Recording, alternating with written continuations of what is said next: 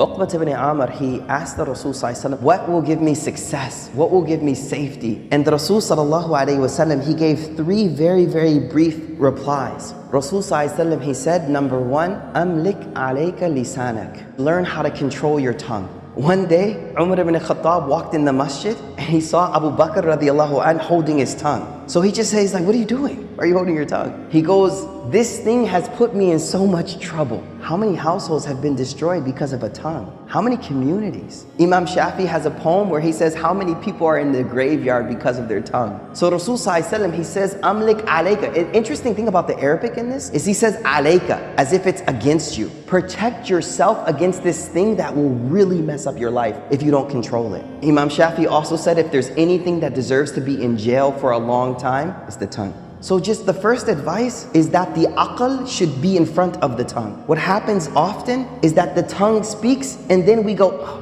what did I just say? The reason a word is called a lafaz, in Arabic, lafaz just means to like throw something, right? Because it's like an arrow. Once you shoot it, you can't get it back. You say something to your daughter, your wife, your brother, your sister one time, the rest of their life they'll remember. You can apologize for 10 years, but it stays there. And that's why Imam Shafi says, the cut from the sword will heal, but the cut from the tongue will never heal. The way we learn how to speak. You know how when you have an infant, a toddler, and we celebrate speech, we're like, the first word, and then they never shut up after, right? So they say the same way we learned how to speak and we focus so much on how to speak, we also need to learn silence as well. You know, remember when we were small, we used to put kids in timeout? Timeout, don't say anything, just sit there quietly. I think a lot of us adults need some timeout, you know what I mean? So learn how to be quiet more, number one. Number two, Rasul sallallahu alaihi wasallam said, وَلْيَسَعْكَ بَيْتُكَ. Beautiful advice. Make your house enough for you. Meaning, make the house a place that you're comfortable being. Being there, being with your children there, being with your wife there, being with your family. Just make your house comfortable for you, enough for you. Not this mentality that we always have to be outside of the house. No, be at home. There's less fitna at home. You go to the masjid, salli, back to the house, go back. Be there, be with your family. We all know the incident of ifk. Ifk was when our mother Aisha radiallahu anha was accused of fornication. And rumors about her had spread throughout the community. And we could imagine how that would feel to be someone like Aisha in that state where everyone is talking about something. And then I want you to imagine you're her father, Abu Bakr. Like, what would it feel like to be a father of that type of rumor spreading around community? The hadith tells us that Aisha, first of all, didn't find out about the rumor for a while. When Aisha radiallahu anha found out, she immediately asked the Rasul sallallahu alaihi wasallam, could she go back to her mother and father's house? So Rasul sallallahu alaihi wasallam said, yeah, go. When she walked in the door, she was very distraught. And the hadith says, she walked in the house and her mother saw her face and she immediately started to comfort her. But Aisha says, when I walked in the house, I could hear my father on the roof of the house reciting Quran. There's a communal problem with your own family. But where is he at? He's on the roof of his house, وَلْيَسَعْكَ بَيْتُكَ, and he's reciting Quran.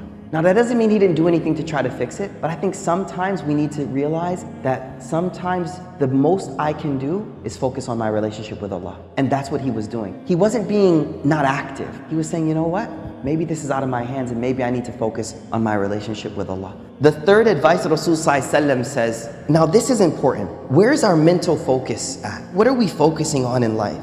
Rasul sallallahu alaihi wasallam, he wants to direct our priorities. The end of this hadith says, وَابْكِ عَلَى خَطِئَتِكَ. Cry over your sins. Now, the only way you'll cry over something is when it's a priority in life and when you focus on it. And so what I feel this hadith does for me is it reminds me that there are a lot of problems in the world right now, whether they be global, whether they be communal, whatever they may be. But the thing that my heart should be primarily preoccupied with are my sins. How many of you have actually today thought over your sins? I think if we were honest, only a few of us may have actually sat and thought over them, let alone cry. See, we won't cry over them unless we actually take the first step and mentally prioritize them and think about them. One of the major problems we have is we're focusing on other people's uyub and not our own faults. So let your own faults preoccupy you from the faults of other people. Focus on your own ma'asi, your own sins. So 3 things. Number 1, let's control our tongue. Think about what we say. Number 2, be comfortable at home. Number 3, focus on your sins. Go to sleep, think of what did I do today? And say, Ya Allah, there's a lot I did wrong today. Wrap that up. Don't go to sleep with that staying there. Don't go to sleep with those sins just sitting there. No, before you go to sleep, do that tawbah, clean those out, inshallah. May Allah subhanahu wa ta'ala give us tawfiq.